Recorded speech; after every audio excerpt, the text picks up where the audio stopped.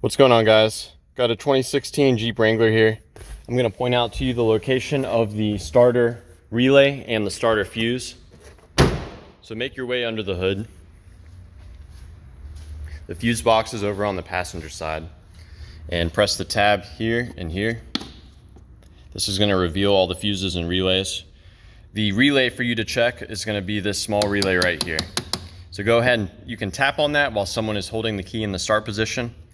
Or if you'd like, you can swap it. I recommend swapping it with this relay here, which is the radiator fan, the low speed radiator relay right there.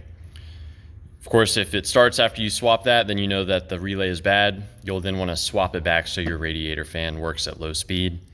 The fuse for you to check is going to be this 40 amp J case fuse right there. And if you find that that's blown, you want to swap another one in there. I suggest swapping in this 40 amp fuse right here. That is for the ABS pump. And ABS is not as important as having a car that starts. So yeah, to summarize, that's the starter relay.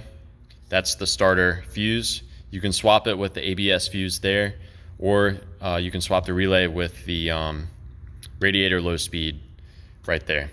So yeah, that's about it. Let me know if you guys have any questions.